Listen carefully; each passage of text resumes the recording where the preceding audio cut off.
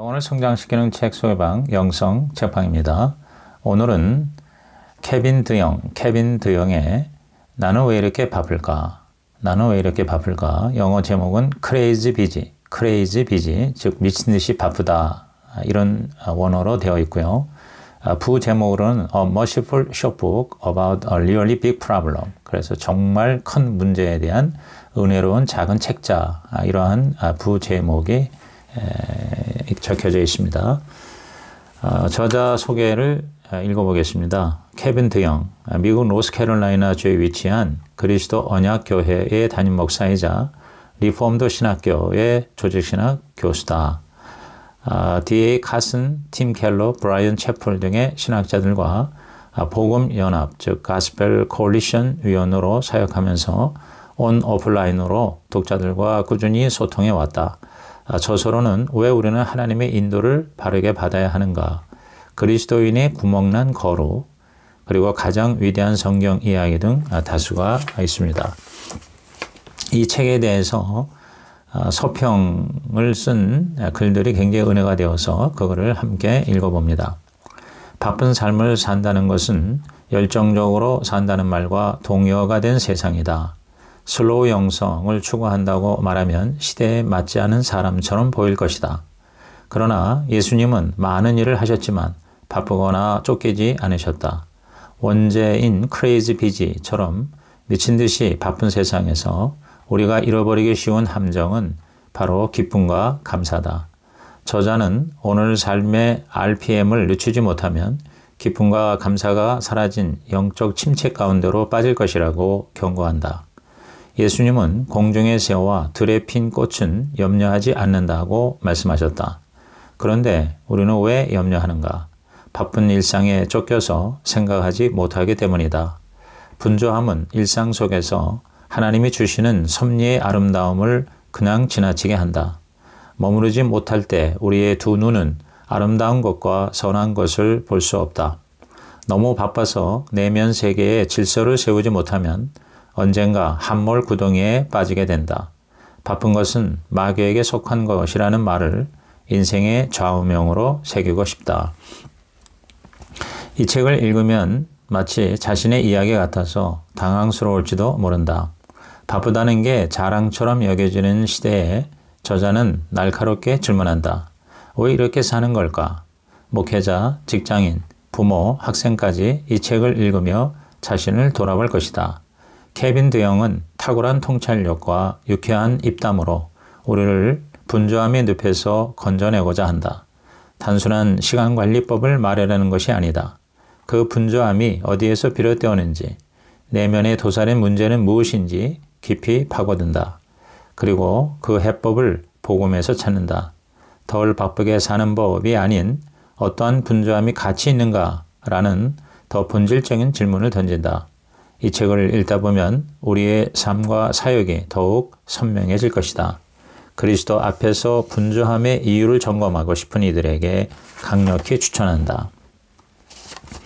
오늘날 성공과 성취라는 보이지 않는 우상을 쫓느라 분주한 이들이 적지 않다. 하지만 그 분주함 이면에는 교만이라는 원인이 숨어 있음을 간파하는 자는 많지 않다. 이 책은 분주함을 단순한 일정 관리 문제가 아니라 다양한 얼굴을 지닌 교만이 낳은 영적 위기로 바라보도록 이끌어준다. 또한 진정한 쉼과 섬김을 위해 무엇을 버리고 붙들어야 할지를 깨닫게 한다. 치열한 경쟁 사회 속에서 진정한 만족과 쉼이 되시는 예수님의 발 앞에서 참된 안식을 갈망하는 분들께 이 책을 적극 추천한다. 분주함의 정도로 자신의 쓸모를 증명하려 하고 경쟁하듯 서로의 바쁨을 내세우려 하는 시대다. 스스로를 채찍질하며 달려가는 현대인들에게 케빈 드영은 우리 마음의 중심을 점검하도록 제동을 건다. 그는 영혼의 부패를 알아채지 못하게 시야를 가리고 있던 분주함을 해치고 보아야 할 것을 보도록 우리를 인도한다. 멀리 가기 위해서는 페이스 조절이 필수다. 숨가쁘게 바쁜 일상을 살아가는 그리스도인들에게 이 책은 페이스메이커가 되어줄 것이다. 왜 이렇게 바쁘지? 이 말을 자주 한다면 이 책을 읽어야 할 때다. 케빈 드영은 지나치게 바쁜 삶이 초래하는 문제와 그 해결책을 명확하게 짚어준다. 이제는 분주함을 멈추고 기쁨을 되찾자. 이 책은 바쁜 일상에 지쳐 기쁨을 잃어가는 우리에게 꼭 필요한 이정표가 될 것이다. 비즈니스에서는 분주함은 너무나 당연하다. 그래서 나는 이 책을 쓰기에 최악의 사람이다. 그런데 어쩌면 최고일지도 모르겠다. 라는 저자의 말에 온전히 공감했다. 바쁨의 본질이 단순한 일정 관리 문제가 아니라는 것. 세상 염려와 더 많은 것을 가지려는 욕망이 우리 영혼을 질식시키는 것이라는 저자의 목소리에 귀 기울일 필요가 있다. 모든 분주함 속에 있는 이들에게 이 책은 찔림이 될 것이다. 동시에 회복할 기회를 선사할 것이다. 케빈 드영의 책 제목은 대부분 평상적이고 실용적인 단어로 표제로 삼게 그의 신학적 깊이와 통찰력을 간과하게 된다. 그러나 장담하건대 이 책을 읽는 독자마다 그 속에 녹아있는 자양분들이 얼마나 묵직한 신학의 토대인지 확신할 것이며 그 묵직함이 큰 공감과 삶의 실제를 연결해 주는 것을 보게 될 것이다. 평상적인 제목만큼 읽기 쉬운 문장으로 전개된다. 그 안에서 궁금하던 부분을 바로 짚어주는 통찰과 쉬운 표현 속에 깊이 있는 개념 이해를 만끽할 수 있는 책이다. 끊임없이 바쁜 현대인의 삶에서 여유로움은 마치 손에 닿지 않는 무지개 끝의 황금 항아리처럼 아득하기만 하다. 분주함이 곧 성실함을 의미하는 것도 바쁨이 실력을 보장하는 것도 아니지만 우리는 여전히 숨가쁘게 달리며 여유를 갈망한다. 케빈 드영의 나는 왜 이렇게 바쁠까는 분주함의 본질을 깊이 있게 성찰한다. 단순한 시간관리법을 말하지 않는다. 신앙적 관점에서 분주함의 본질을 날카롭게 진단하며 삶의 리듬을 회복하도록 돕는 귀한 지침서다. 분주함과의 사투에서 기필코 승리하기 원하는 모든 분들에게 이 책을 추천한다. 대학병원 간호사로 3교대 근무를 하고 있다. 오늘이 무슨 요일인지 지금이 낮인지 밤인지도 모른 채 일할 때가 많다. 주일도 잊기 일수이고 삶 속에서 하나님을 의식하며 사는 것이 더더욱 어려워짐을 느낀다. 직장인으로 살아가며 그리스도인으로서 놓치고 있는 것이 무엇인지, 분주함 뒤에 감춰진 진짜 나의 연약함이 무엇인지 되돌아보게 하는 책이다. 삶의 가장 중요한 것은 자기 자신을 무엇으로 채우는가다. 우리는 그 시간을 통해 하나님의 영광을 드러낼 수도 있고 반대로 죄 가운데 살아가기도 한다. 나는 왜 이렇게 바쁠까는 성도가 바쁜 이유를 진단하고 우선순위를 세워 바쁘지 않게 살아가는 실천적인 방법을 제안한다. 이 책을 통해 시간과 인생의 주권을 하나님께 드리는 연습을 해보자. 이 시대는 한꺼번에 몇 가지의 일을 처리하고 바쁜 결과를 도출하는 능력을 최고의 가치로 둔다. 과한 것이 더 좋은 것이라는 격언도 만들어냈다. 과한 것이 얼마나 중요한 것을 잃어버리게 하는지 망각한 채 말이다. 케빈 드영은 분주한 현대인의 삶을 7가지로 진단하고 바쁜 생활 속에서 더 소중히 여겨야 할 하나님과의 교제를 강조한다. 당신의 삶이 분주하기만 한가? 하나님과의 교제가 은혜에 잠기지 못한 채 단순히 빠른 속도로 묵상과 기도를 마무리하는 데에만 급급한가? 그렇다면 이 책을 통해 영적 건강검진을 받을 필요가 있다. 우리는 그 어느 때보다도 바쁜 삶을 살아가고 있다. 해야 할 일은 끝이 없고 알람은 쉴 새 없이 울려댄다. 모든 것이 우리를 더욱 빠르게, 더욱 열심히 움직이도록 재촉한다. 그 속에서 우리의 몸과 마음, 영혼은 점점 지쳐간다. 저자는 당연하게 받아들이는 분주함이라는 현상을 깊이 들여다보며 그로 인해 흐트러진 균형을 되찾도록 돕는다. 분주함이 만들어내는 교만, 과도한 책임감, 우선순위의 혼란, 쉼의 결핍과 같은 내면의 문제들을 성경적 관점에서 풀어낸다. 이 책을 진지하게 읽는다면 예수님이 보여주신 삶의 모범을 배우고 하나님이 기뻐하시는 방식으로 일하고 쉬는 법을 익히게 될 것이다. 나는 왜 이렇게 바쁜 걸까? 라는 이 질문이 익숙하다면 성경적 통찰과 실질적인 지혜가 가득한 이 책이 새로운 길을 여는 소중한 안내자가 되어줄 것이다. 우리는 정신없이 바쁘다. 어린아이, 어른애 할 것 없이 모두 하루를 바쁘게 보낸다. 하지만 정작 자신이 왜 그렇게까지 바쁜지는 잘 모른다. 케빈 드영은 우리가 왜 정신없이 바쁠 수밖에 없는지를 매우 통찰력 있게 진단한다. 그렇다고 어떻게 하면 우리가 바쁘지 않을 수 있는지 진단하고 곧바로 분주하지 않을 방법을 제시하지는 않는다. 책에서 줄곧 말하는 것처럼 분주함의 해결책은 지혜로운 일정 관리에 있는 게 아니라 내면에 있다. 저자는 정신없이 바쁜 우리로 하여금 제정신을 찾게 한다. 정신없이 바쁘게 살아가지 않으면 안 될 것 같은 불안함이 있는가? 뭔가 마음은 힘들지만 그래야 하나님이 기뻐하는 삶을 살고 있다고 생각하고 있는가? 이 책이 정신없이 바쁜 당신에게 올바른 분주함이 무엇인지 알게 해줄 것이다. 케빈 드영이 쓴 글은 모두 성경적이고 시의적절하며 삶과 사역 모두에 유익하다. 그는 이 책에서 바쁘게 살아가는 삶의 공허함을 경계하라고 알려준다. 많이 움직인다고 많은 열매를 맺는 것은 아니기 때문이다. 이 책은 바쁜 일상에서 진정 중요한 것들을 놓치지 않도록 도와준다. 나는 케빈 드영의 글을 좋아한다. 그는 항상 명확하고 성경적이며 요점을 잘 전달한다. 유머도 적절히 섞여 있어 읽는 재미를 더한다. 나는 왜 이렇게 바쁠까도 예외는 아니다. 이 책은 흥미롭고 빠르게 읽을 수 있어서 분주하게 사는 사람들이 시간을 내어 읽기에 적합하다. 저자는 우리가 바쁘게 사는 근본적인 이유를 생각하게 하고 이를 극복하기 위한 실질적인 방법도 제시한다. 나도 바쁘게 살고 있는 한 사람으로서 바쁘게 살고 있는 다른 분들도 이 작은 책을 틈틈이 읽어보기를 권하고 싶다. 이 책은 스트레스를 많이 받는 사람들에게 도움이 될 것이다. 저자는 예수님도 바쁘셨고 다른 그리스도인들도 열방을 제자화하고 자녀 양육과 자신에게 주어진 짐을 지느라 바쁘게 산다는 것을 보여준다. 그는 단순히 바쁜 것과 누군가에게 인정을 바라거나 그들을 통제하려 하다 보니 바빠지는 미친 듯이 바쁜 것을 구분한다.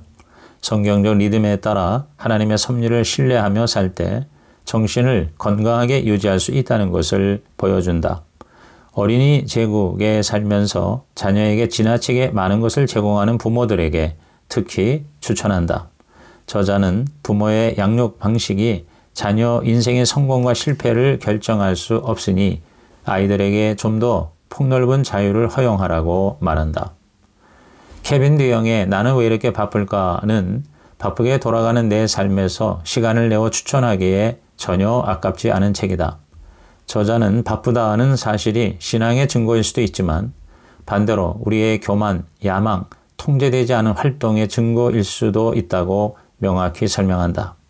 언제나 그랬듯이 신중하게 사고하는 목사이자 독자를 몰입하게 만드는 뛰어난 작가인 케빈 드영의 역량이 이 책에서도 여실히 드러난다. 많은 사람이 습관적으로 그리고 잘못된 방식으로 바쁘게 살고 있다. 다수가 이 문제와 힘겹게 싸우고 있지만 이 중요한 주제에 대해 가르침을 듣기는 쉽지 않다. 케빈 드영은 이 문제를 투명하게 바라보고 그리스도 안에서 안식을 찾는 법에 대한 유용하고 실질적인 지침을 제공한다. 그의 트레이드 마크인 유머도 빠지지 않는다. 케빈 드영은 이 책으로 교회에 큰 유익을 주었다. 이 책을 강력히 추천한다. 지금까지 이 나는 왜 이렇게 바쁠까에 대한 추천사들을 읽어보았습니다. 그러면 이제 책 속으로 들어가겠습니다. 오늘날 모든 사람이 바쁘게 살고 있다. 나도 어렸을 때부터 바쁘게 살았고 지금도 바쁘게 살고 있다. 나는 너무 바빠서 중요한 사람들과 충분히 시간을 가지지 못했다. 너무 바빠서 마음과 영혼과 힘을 다해 하나님을 추구하지 못했다. 바쁨은 나만의 문제가 아니다. 모든 사람이 다 공통적으로 바쁜 삶을 경험하고 있고 세상은 점점 더 바빠지고 있다. 나는 더 이상 바쁘고 싶지 않아서 이 책을 썼다. 이 책은 371이라는 세 개의 숫자로 구성되어 있다. 바쁜 삶을 청산하기 위해 피해야 할 3가지 위험 요소, 확인해야 할 7가지 진단 기준, 그리고 반드시 해야 할 1가지 실천 사항으로 쓰여 있다. 3가지 위험 요소, 7가지 진단 기준, 1가지 실천 사항. 먼저 피해야 할 3가지 위험은 무엇인가? 오늘의 시대는 복잡함과 기회라는 2가지가 존재한다.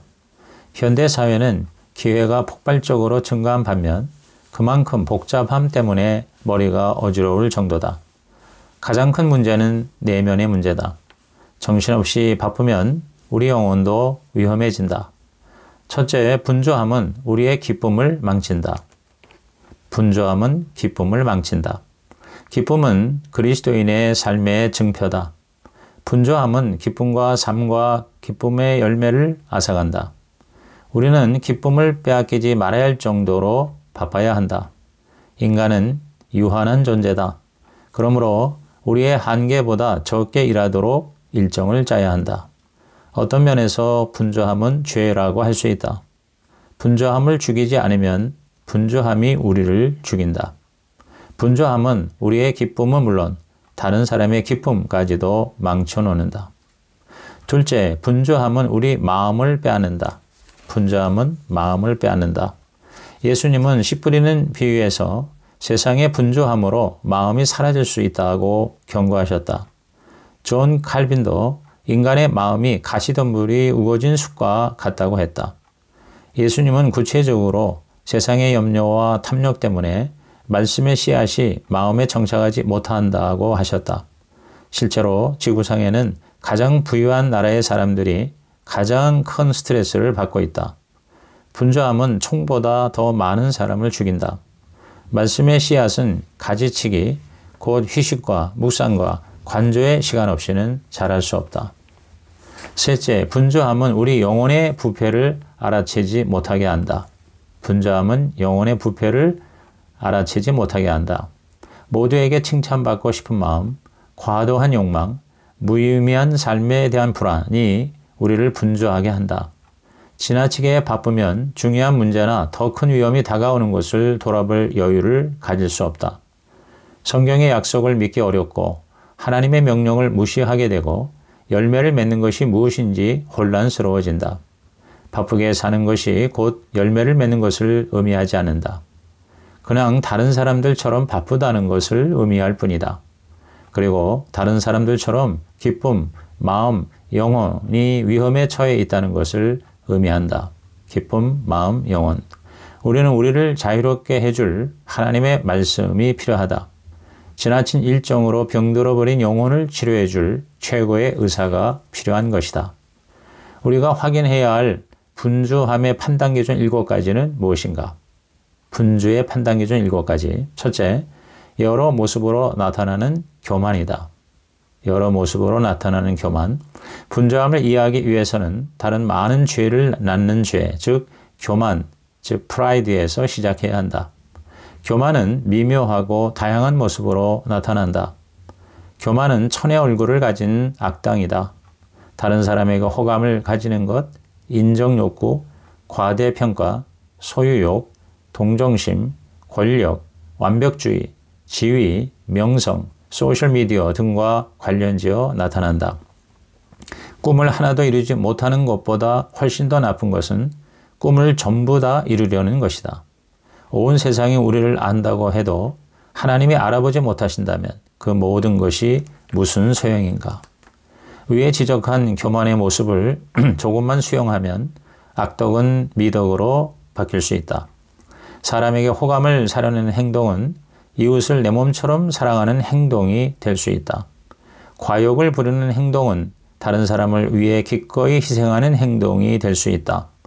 위치를 추구하려는 욕망은 자기에게 주어진 소명에 대한 사명감이 될 수 있다. 그렇다면 교만인지 아닌지를 어떻게 구분할 수 있을까? 그것은 정말 선한 일을 하려고 하는지 아니면 선하게 보이려고 하는지를 솔직하게 물어보는 것이다. 우리는 종종 선한 일을 하는 것보다 선하게 보이는 데에 더 신경을 쓰기 때문에 쓸데없이 많이 일하고 미친 듯이 바쁘게 산다. 배려와 부담은 종이 한 장 차이다. 배려와 부담은 종이 한 장 차이. 가끔은 바쁜 것도 괜찮다. 자신의 시간을 내주지 않고서 다른 사람을 사랑하고 섬길 수는 없는 것이다. 그러니 열심히 섬기고 오랫동안 섬기고 자주 섬기라. 다만 이 일이 자신을 위한 것이 되어서는 안 된다. 우리의 교만을 살찌우는 일이 아니라 다른 사람들을 살찌우는 일이어야 하는 것이다. 두 번째 진단은 과도한 의무감에 관한 것이다. 과도한 의무감. 즉 분주함은 하나님이 기대하시지 않는 일에 매달리게 한다. 나는 10대 시절부터 하나님을 위해 더 많이 일하는 것에 집중했다. 더 좋은 목사가 되기 위해 더 많이 하라는 명령에 부담을 가지면서 살았다. 대다수 그리스도인은 더 많은 일을 해야 한다는 요구에 응하고 그것을 충분히 하지 못하고 있다는 죄책감을 가지고 산다. 항상 더 많이 기도하고 더 많이 헌금하고 더 많이 전도해야 하고 할 수 있다고 생각하기에 자신에 대한 실망감 속에서 사는데 익숙하다. 그러나 나는 이제 수많은 시행착오를 통해서 선한 동기를 가지고 행하는 선한 일에 대해 더 많이 하지 않으면 불순종이라는 생각이 잘못이라는 것을 깨달았다. 왜냐하면 나는 그리스도가 아니기 때문이다. 나는 메시아가 아니다. 우리에게는 복음이 있다. 복음은 우리가 무엇을 더 많이 하지 않더라도 큰 기쁨을 주는 좋은 소식이다. 관심을 가지는 것이 곧 모든 것을 행하라는 것은 아니다. 우리는 각각 다른 재능과 소명을 갖고 있다. 무엇보다 우리에게는 교회가 있다. 그리스도의 일은 내가 아닌 교회를 통해서 이루어진다. 그리고 우리는 기도를 드릴 수 있다. 결과는 하나님께 맡기고 각자에게 주어진 일을 하면 되는 것이다. 예수님도 모든 일을 다 하시지 않으셨다. 그럼에도 주님은 하나님이 맡기신 일을 모두 다 이루셨다. 우리가 지고 갈 십자가는 예수님을 위해 모든 일을 하는 것이 아니다. 예수님을 따르기 위해 무엇이든 할 수 있다는 십자가이다. 때를 아끼라는 말은 거룩으로의 부르심이다. 시간 관리를 잘 하라는 말씀이 아니다. 세상과 우주는 내 말의 힘으로 유지되지 않는다. 그것은 그리스도의 일이다. 그리스도 외에는 누구도 할 수 없다. 그리스도는 우리가 그런 일을 하겠다고 시도하는 것조차 기대하지 않으신다. 세 번째 진단은 일을 늘리는 습관과 관련이 있다. 일을 늘리는 습관. 우선순위 없이는 섬김도 어렵다는 것이다. 예수님은 단 하루도 허투루 살지 않으셨다.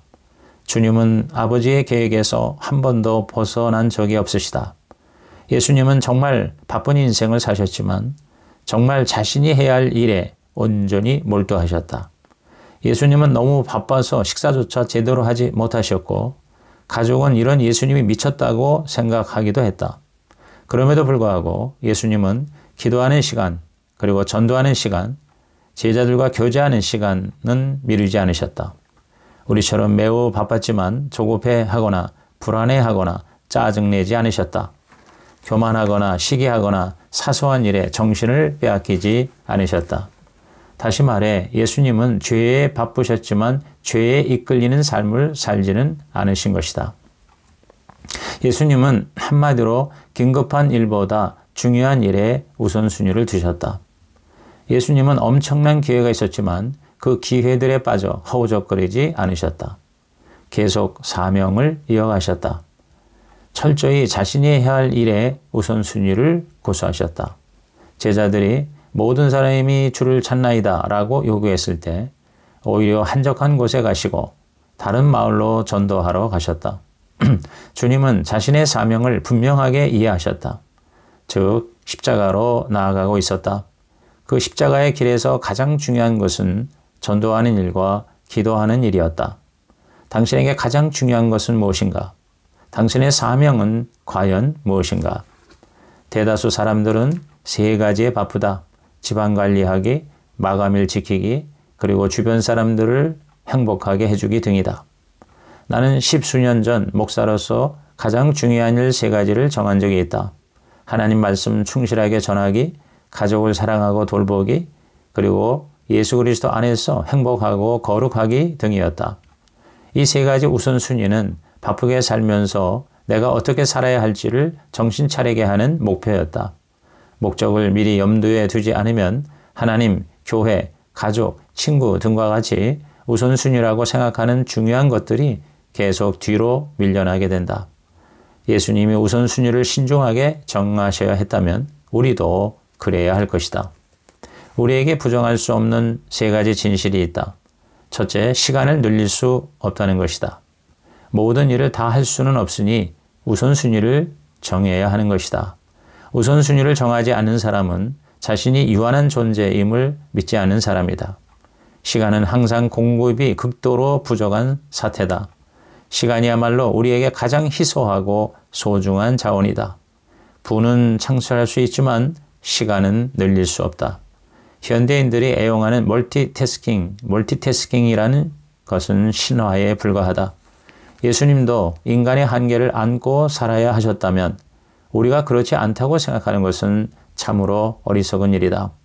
2번째 진실은 이웃을 가장 효과적으로 섬기려면 우선순위를 정해야 한다는 것이다. 우선순위를 정하지 않고는 다른 사람을 효과적으로 도울 수 없다. 시간을 잘 관리하는 것은 이기적으로 사용하는 것이 아니다. 내가 가장 잘할 수 있는 방식으로 내게 주신 은사를 따라 다른 사람들을 효과적으로 섬기는 것이다. 우선순위, 즉 priority를 정하는 것은 후순위, 즉 posteriority를 정하는 것을 의미한다. 우선순위를 정하는 것은 후순위도 정하는 것을 의미한다. 즉 priority와 posteriority, 정말 해야 할 일을 하기 위해 하지 않기로 결정한 일을 정하는 것이다. 가장 중요한 목표를 정했다면 덜 중요한 목표들은 제거해야 한다. 효율보다 중요한 것은 효과이다. 올바른 일을 먼저 정해야 올바르게 일할 수 있는 것이다. 즉 올바른 일은 효과고 올바르게 하는 건 효율이죠. 3번째 진실은 각자가 자신의 우선순위를 가지고 있다는 사실을 받아들여야 한다는 것이다. 즉 타인의 우선순위를 인정하는 것이다. 분주함과 싸우기 위해서는 공동체가 함께 풀어가야 한다. 이 점에서 우리는 서로 도와주는 관계가 되어야 한다. 내 우선순위도 중요하지만 남의 우선순위도 존중해야 하는 것이다. 그러므로 내가 요청할 때 상대방이 항상 받아들여질 것이라고 기대하지 말라. 당신이 필요로 하는 것이 상대의 우선순위에서 밀리더라도 상처받지 말라.